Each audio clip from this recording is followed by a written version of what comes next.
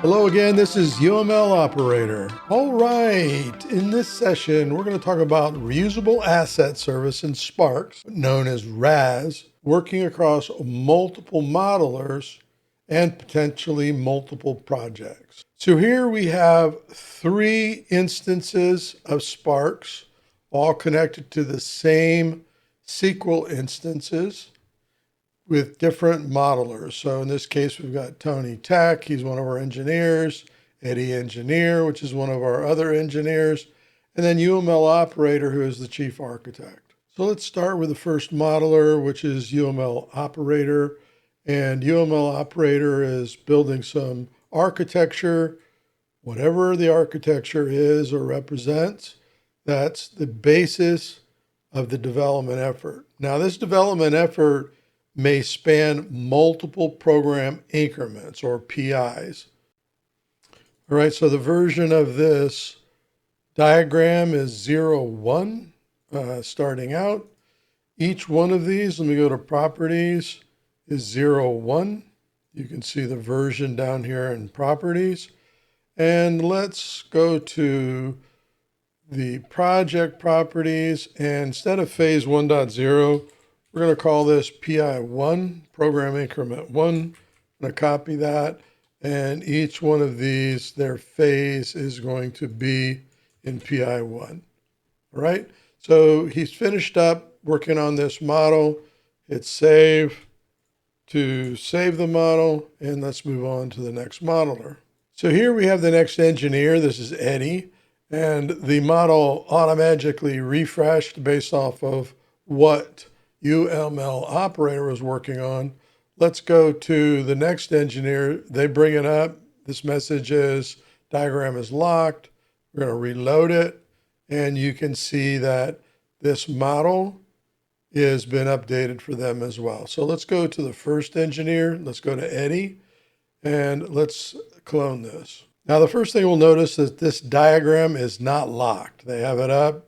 So does UML Operator. They have it up. If UML Operator was working on this model, and what I'm going to do is just make a slight change. You can see the blue exclamation mark means this diagram is locked. So when I go over to this engineer and they go to start working, they get a red exclamation mark, means that someone has locked this diagram.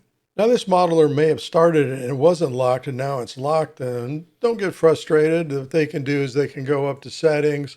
You'll notice that while they don't have full administrative rights like UML Operator, they do have rights to lock. So they can go to locks and they can see, oh, UML has this diagram locked. Now, they can't unlock it, but what they can do is they can go up to chat right up here, and they can start a chat session if UML Operator is online, right? So it just got locked. So the assumption is UML, the modeler, is online. So they can chat and say, hey, let me know when you're done. I need to do some work. However, let's try something. We're going to go back to this modeler, UML Operator, and I am going to Control Z and undo. The explanation mark is gone.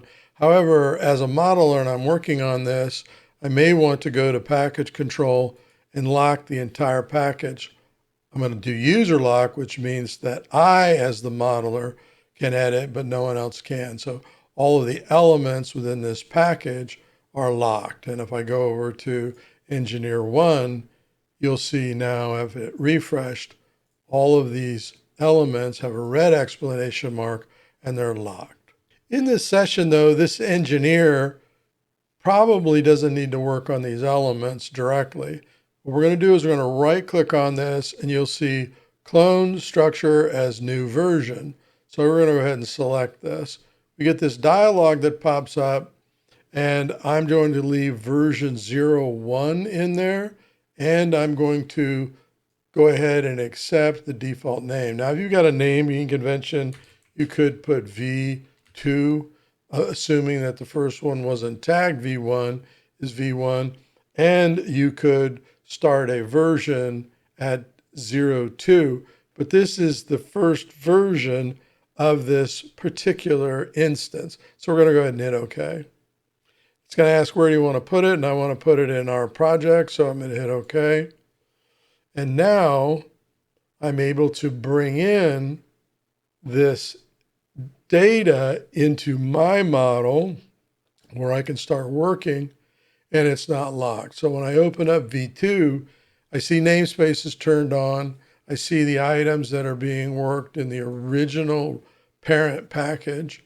I could double click in here and turn off namespace, go to diagram, turn off namespace, and I won't see the namespace. Now I like to leave namespace on while I'm working, unless it messes up my sizing, right? But I'm not creating any problems right now. So I'm gonna have namespace go ahead and take up element space. Now notice when I clone this, I do not have any of these elements in my namespace, in my package namespace. They're all down here being worked, and you can see that they're locked, right? But my responsibility is to bring in and work on some other architecture. So in this particular case, I'm bringing in elements that represent the architecture that I want. Now I'm in a different diagram, and I have the default in here. And so what I'm doing is I've got class 1 and I'm picking up the same convention. Of course, I'm not going to want to do that. I'm going to have names, unique names for each one of the elements in the architecture that I'm working on. Now, Eddie, working in this session right here, they're responsible for CRM and virtual assistant, right? So they're bringing their architecture, collaborating with the chief architect in the architecture we're working here.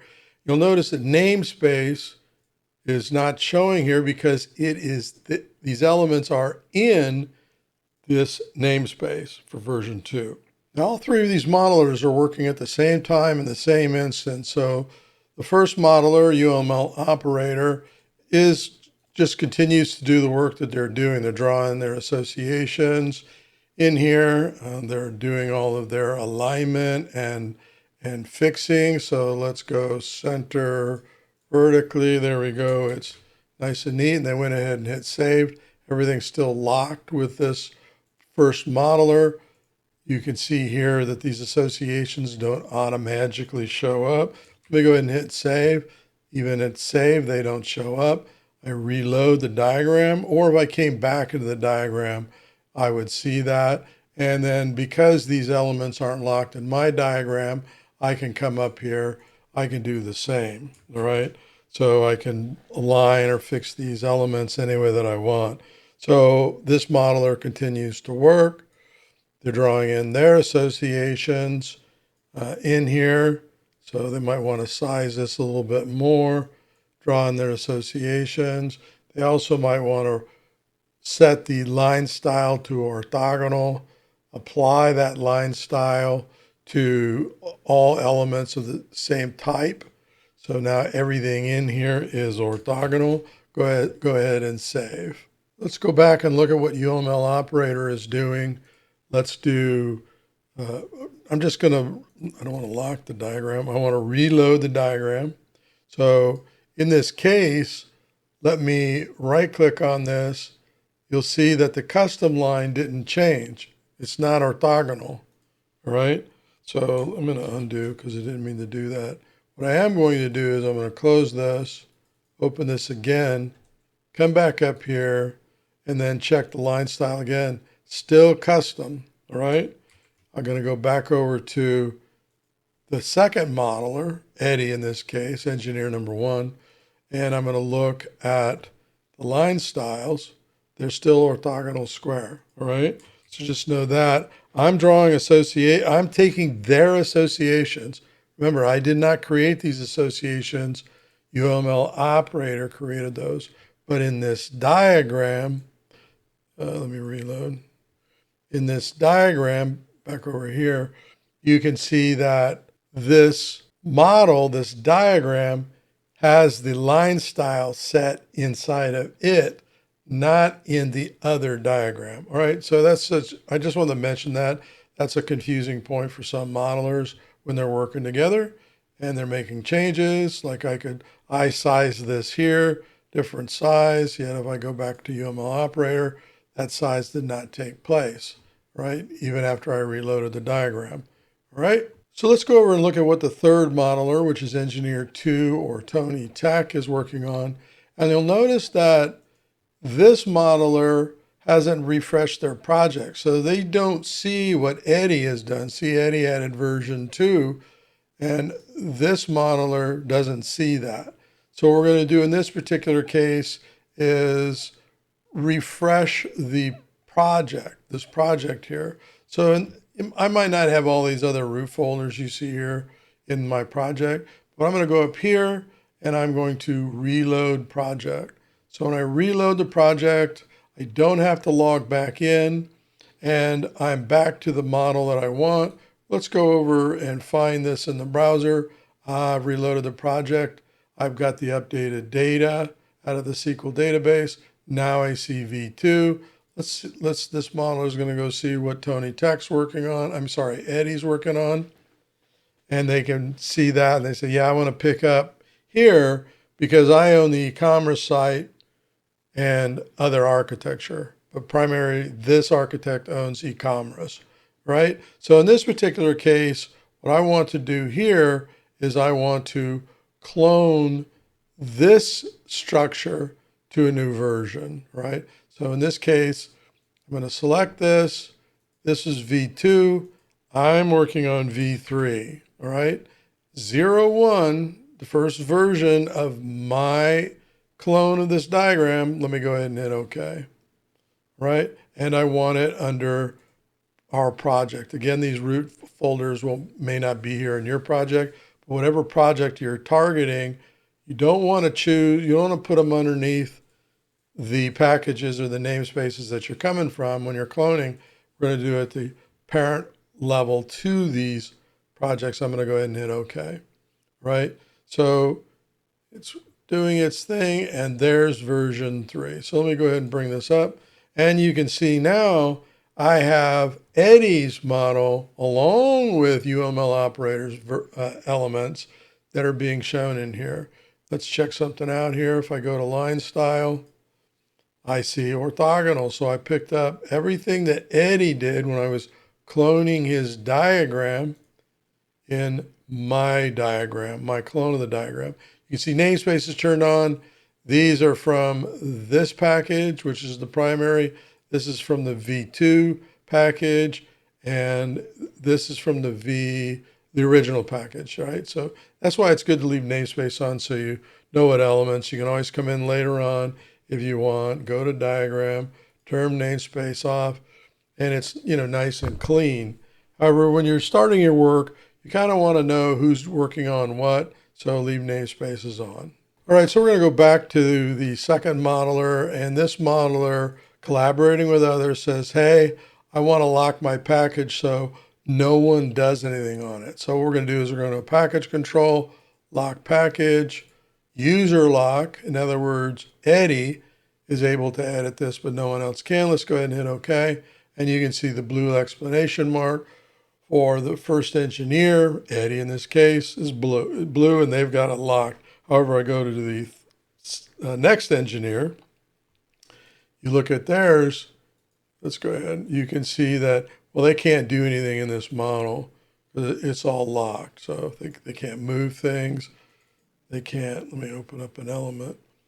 They can't edit content within this modeler's space. You see this is disabled. They can't add any other content, make changes to anything within the element, right? So this one's locked, right? So they're back over on theirs, which is not locked, and they're ready to do their work. All right, so Tony has his version of the model up, and he's responsible for e-commerce. So he's going to bring in an element in here and start his work. And we're just going to call this e-commerce. I want to call site, right? And so they're going to draw this here. They're also connected to the service exchange or vice versa. So they're going to draw their association in to their model.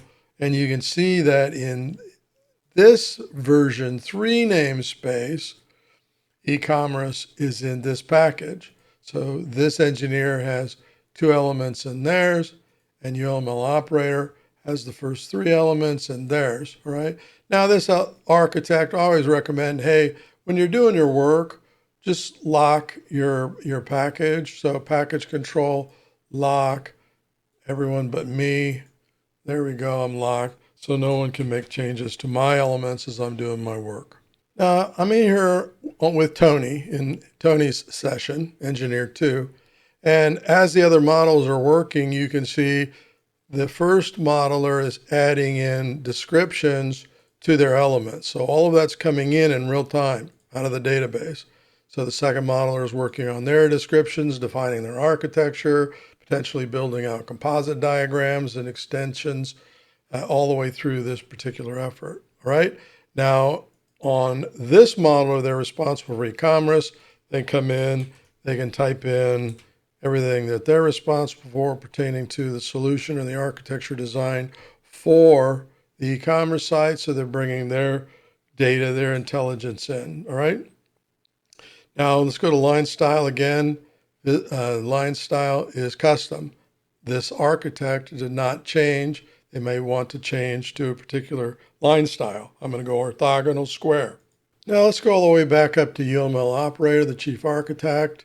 And you'll notice that in their project, the primary project, they don't see the other packages that are in here. So what they have to do is they go up here, reload the project. So when they reload the project, it's going to come back. Here we go. And then let's find this in the browser. And now we've got V2 and V3, right? Now, I cannot, because these packages are locked, I can't move these up and down. So, however, I can make changes to mine. So what we're going to do is we're going to change this to PI1. And then we're going to ask, because they're working together, to move from the naming convention V2 and V3 to PI, or program increment releases, because it's going to go across multiple releases, or could go. Depends on what your project is. Now, the chief architect in this case has told the other modelers to rename their namespaces to PI instead of version. And this architect did theirs, which is Tony, the second engineer. They're going to reload the project. Yes. And they're going to see the changes as soon as it comes up. Find in browser. There we go. Right. So I see PI1, PI2, and PI3. Right. This one's still locked for me as Tony, and this is still locked for me. Right. But this is my package and it's unlocked, blue explanation mark. All right, let's go back up to the first modeler, UML operator, and let's do a refresh of the project, reload project, because he wants to make sure that the other architects followed the convention, find in browser. There we go. Thank you very much. They're all chatting together and having fun. All right. So what this architect wants to do is version in RAS their namespace, their package. So they're going to go to publish. They're going to go to reusable assets. They're going to log in. We're going to go to, for this demonstration, call it demo shared models. You can see there's already some registered items in there by Eddie in here, and I'm going to register this package. So register, check dependencies. Let's go ahead and do that, see what happens. Version 01, because it's the first version. This is for PI1. I could certainly type more comments if I want.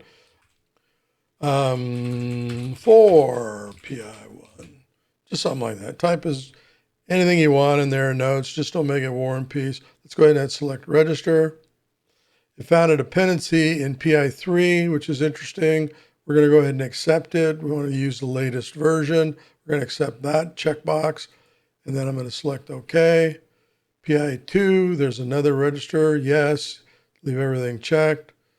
There we go. And we're going to hit yes.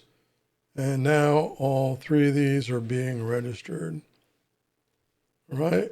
And there we go. All right. So let's go down to PI1.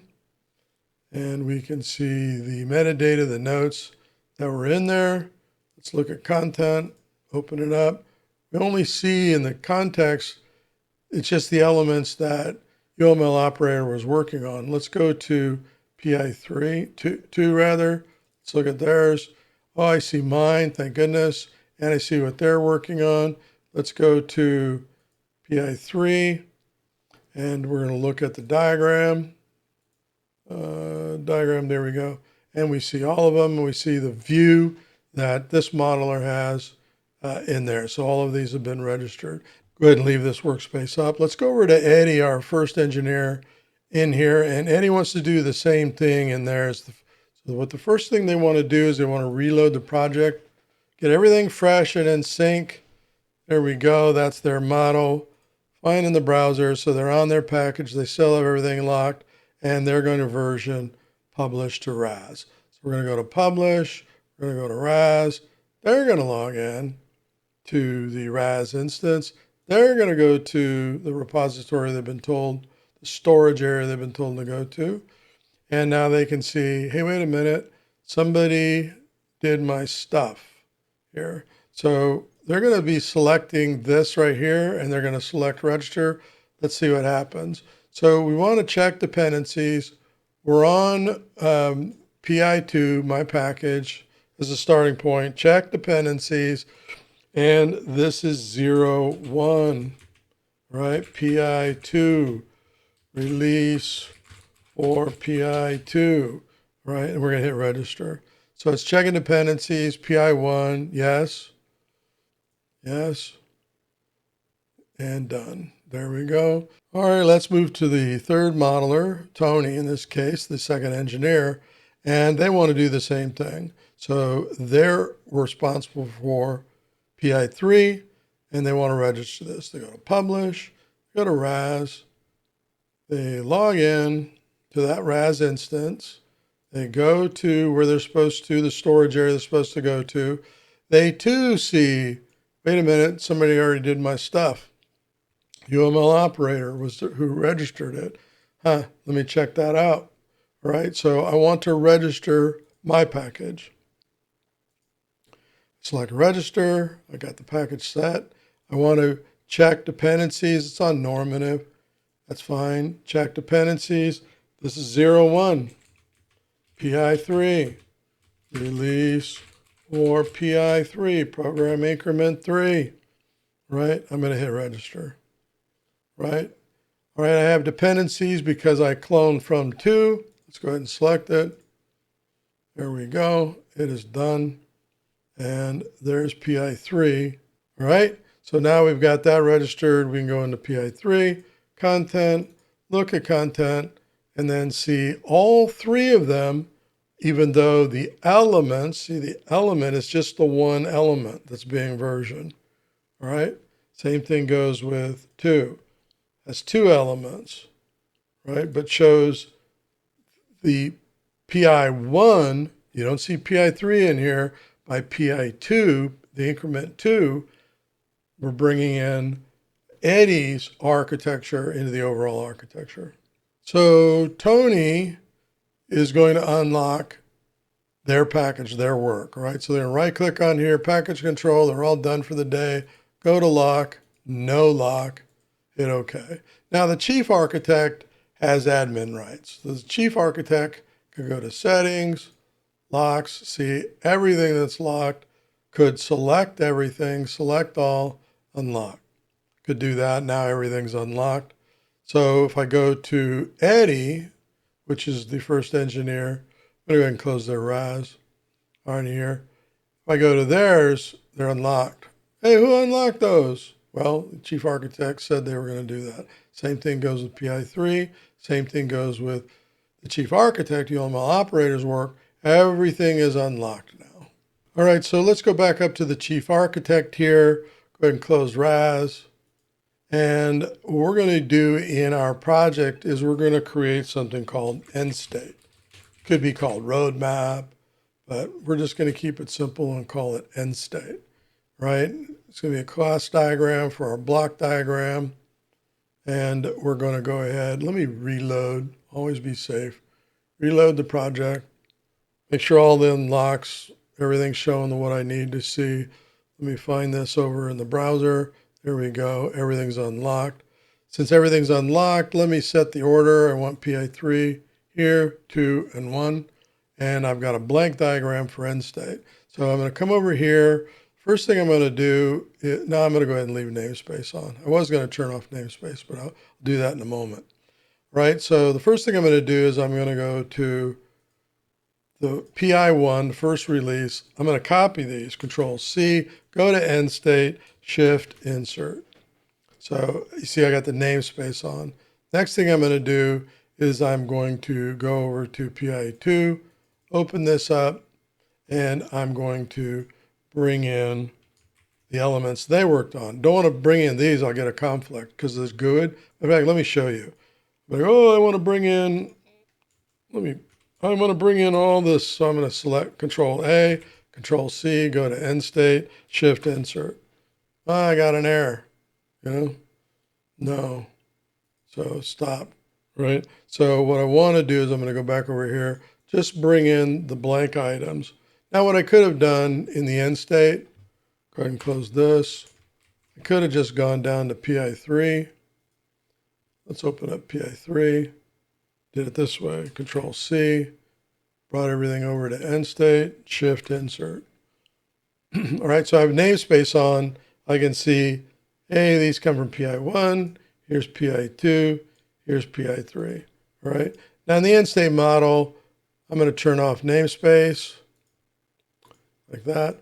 Now we're starting to form our e-commerce architecture, and then Control S to save, which is all of the elements. Now, if I hit Alt G on this one, it's going to take me to PI2, right? So I know that these elements are managed in these packages.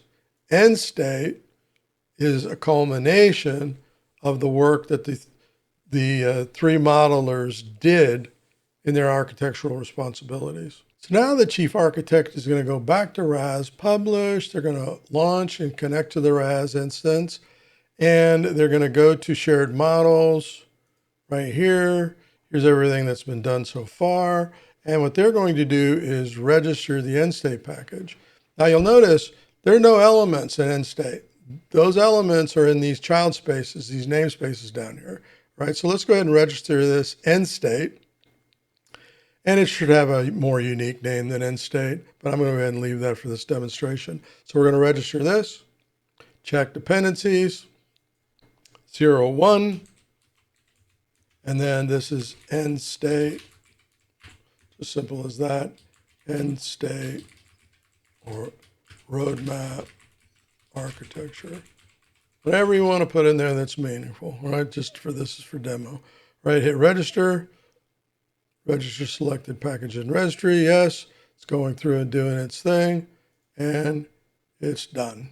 Right. So now there's end state 0, 1, and then content. Let's look at the model. There we go. It's all the elements that are being represented in end state. Right. So let's do something else pretty cool.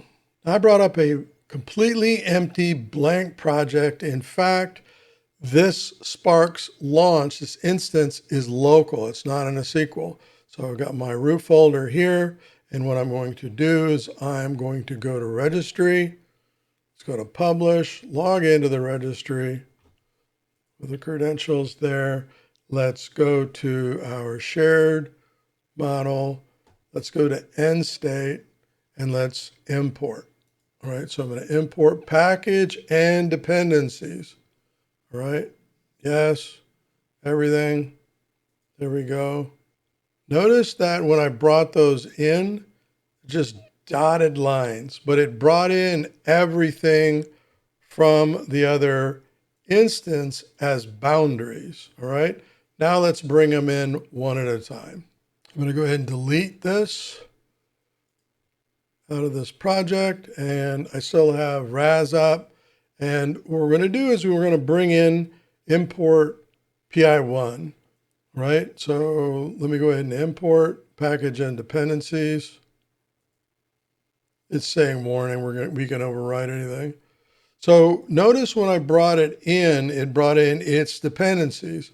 So here's 1, here's 2, and then here is 3. All right. Now let's bring in end state. All right. All right, I'm going to go to the parent package. In this case, it's the model root node. I am going to go to the reusable asset service, and I'm going to import in end state. So import package and dependencies. Right. There we go. Now let's open this. And there we go. We don't have the boundaries. We have the actual elements. Let's prove it. Let's go to e-commerce, Alt-G, find in browser. We went right to the package and found the element. Now, there's nothing really stopping the modelers from working on other modelers' packages. So in this case, the chief architect is working the packages, goes to 3, PI 3. Now that e-commerce is in here, we need to bring in data supply, its connectivity into CRM and chat, data supply, data management into AI, data science and learning, and into the cloud data. So now the chief architect can finish this, or another modeler can work on this. All right. So is that architecture going to be deployed in PI1? No, because it's dependent on the other architecture being in place in PI2, CRM and virtual assistant. And it's also dependent on e-commerce architecture being launched and in place PI3. So the architect has a couple of decisions to make here. Are we going to launch the big data connectivity, data management, AI, machine learning, and our data warehouse cloud in PI3 or in a later program increment? We're going to go in a later program increment. So that architect comes in and is using PI3, right? Using this architecture, and is going to clone this architecture structure as a new version. And in this case, it's not going to PI3. It could be. It's going to be PI4. And again, version 01. All right. So it's going to clone this, and we're going to clone it into the project, program, whatever you're calling it. And it's now building out PI4. And there it is. And let me reload the project because I want to make sure the sort order is correct. So it's reloading the project. There we go. Find in browser. So I instantly get over here. And I want end state at the top. So I'm going to move that up to the top there. PI4. So 1, 2, 3, 4. Let's open up PI4. There we go. Let's close everything but this one. So this is PI4. It gets cut off right there. It's hard to tell. You can look at properties, or you can come in and double check the package you're in. Right? You could also change the diagram name, PI4 diagram name. It took the same diagram name as its original source, but you're going to follow your own naming convention. Doesn't matter. It's just the name up there. What's key is the global unique IDs in each element, and even in each diagram. There is a global unique ID for each diagram. All right. So what we're going to do now is we're going to draw in the other architecture. So data supply. This is the chief architect working. Data supply, control click, because we're bringing in another class element. MLAI, control click. We're going to bring in cloud. We're just going to call it cloud data. All right. And we want this somewhere, I guess here, machine learning, something like that. Data supply down at the bottom. And draw in our lines. Here we go. Association, because all this data is coming in the data supply in real time. So this architect, this engineer, is drawing in this connectivity. Data supply is feeding machine learning and AI, hopefully in real time. And then that data is output to cloud data. And then data supply in parallel is also feeding cloud data, right? And then what we can do is we can come in here, line style, orthogonal square, kind of squares off everything for us. Right click, apply the same line style. There we go. Something like that. Something like that. Something like, I don't know. We're going to do something like this, right? this, this, this, and up. Pan and zoom, try to get everything to fit. Good enough, I can see everything. So clean it up. Now we have PI4, which is the entire architecture being deployed. Now remember these elements, I'm going to hit Alt-G on this one, right? This is in this engineer's namespace that's responsible for PI2, right? And if they had these things locked, I would not be able to make any changes to the elements. Let me show you. So PI2, package control. Matter of fact, let me just lock an element. We're just going to lock this element right here. I'm the UML operator, so I've locked this element, right? So now this architect who owns this, they can move things around in their diagram because the diagram's not locked. However, they go into the element and UML operator's working on it. You see it's disabled. They can't put any data in here because UML operator has locked that element so they can do the things that they need to do, right? So in this particular case, you can see the red explanation mark for Eddie on this, and Eddie's going to, hey, I need to work on this. He's going to go up to chat, start, chat. Hey, UMLO, what are you doing, man? I'm working on that. And they're going to collaborate with each other. I'll be done in just a second. I'm adding some tag values, or I'm adding some data there for that particular element. And I'll let you know when I'm done. Boom. And it will get unlocked. Now UML operator for the PI4 leading to end state up here is going to check these in the RAS. So what I might want to do before I do that is bring in the three elements into end state like this, shift insert, there they are, right?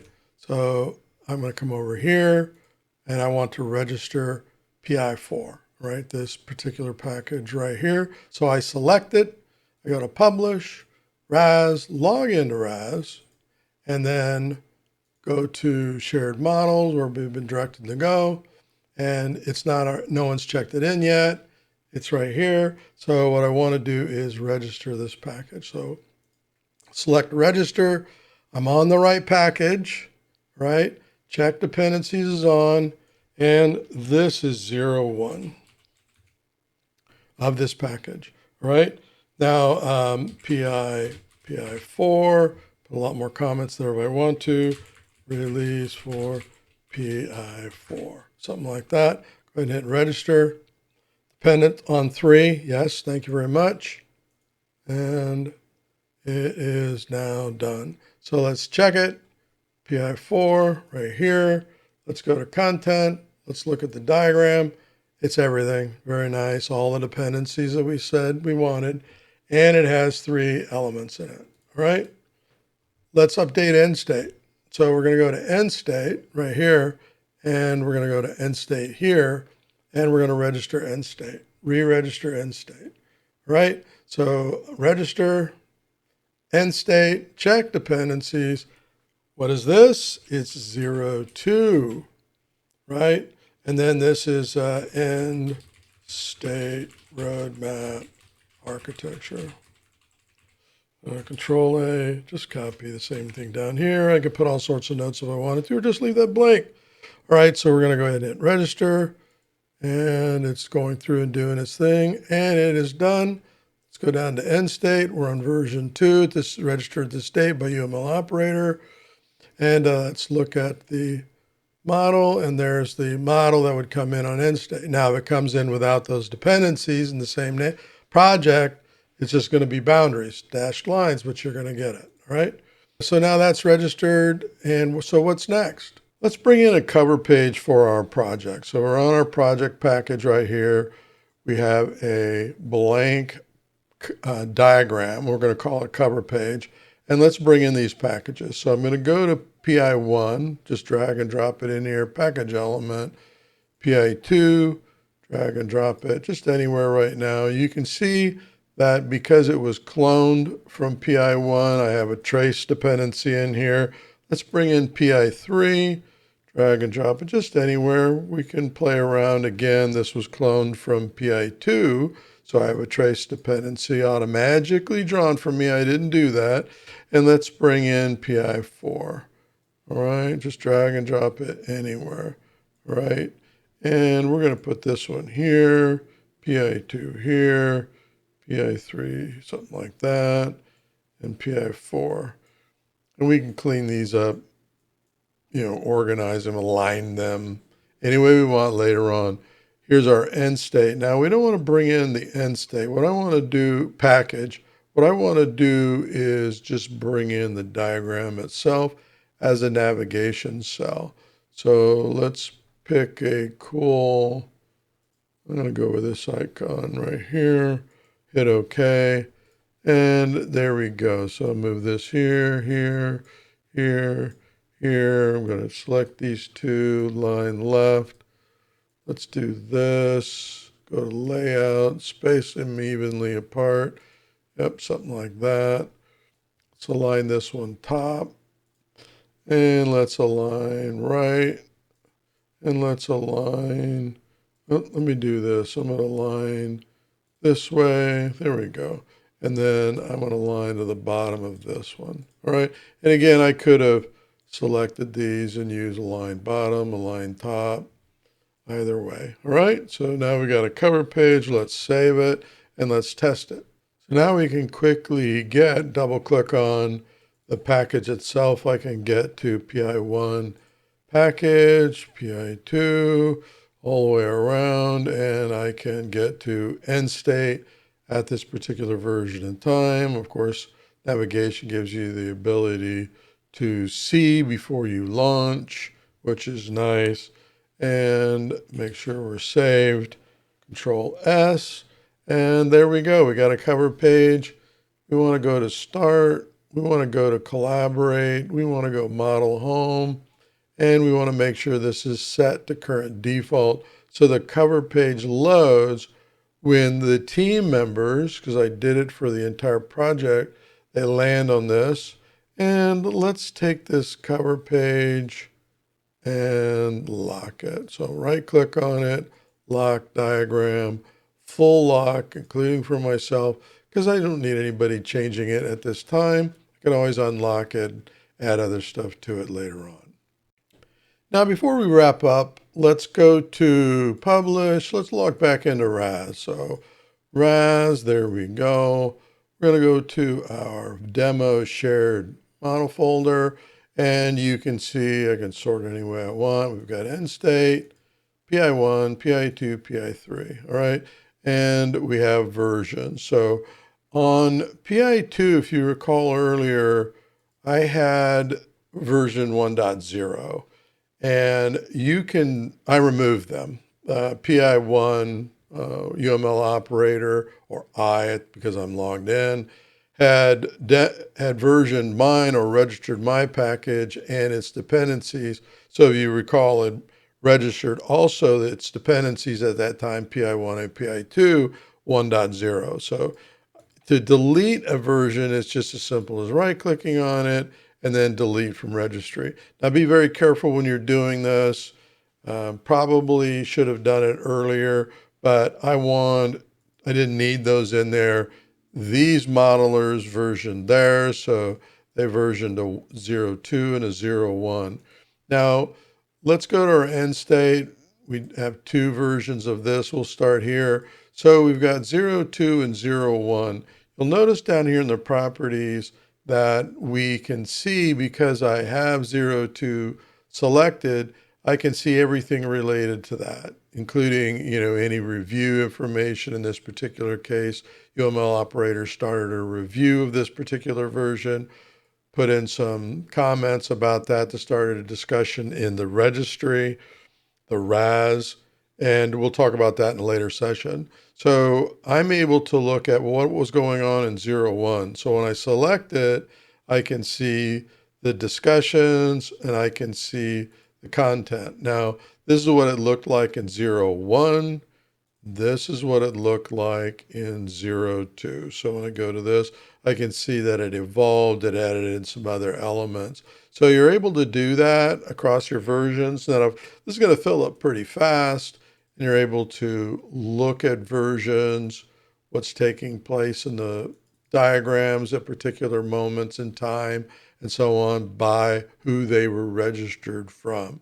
So I'll get more into RAS as we progress. We get some more elements, some more things registered in here to understand the registry. All right. So this registry, as you saw earlier, can be accessed by any project, local or SQL, for others to reusable asset service, reuse these assets, including the version. Like if someone came in and I want to bring in only 01, they could go to 01, only import 01. All right. So we'll play around with that later on versions. I want to get some more versions in here for that demonstration when we get to it. All right. Okay, we covered a great deal in this video. This is probably the longest video that I have done so far. And chapters down below, you can bookmark, skip ahead, skip back, whatever you want to do. But I didn't want to break this video up. This is a very important subject that is sometimes troublesome or confusing for modelers and other stakeholders when they're using RAS. So I felt it important to put it all together. I'm going to make a shorter version of this for more advanced modelers that understand or are currently using RAS, but I wanted to make an intermediate version for those that are just getting started in RAS, versioning, team modeling, and working together. So more to come on this. Look forward to seeing you in those videos. If you haven't already, please subscribe, turn on notifications so that you're notified as videos are coming out. And I look forward to seeing you there. All right. So until then, happy modeling.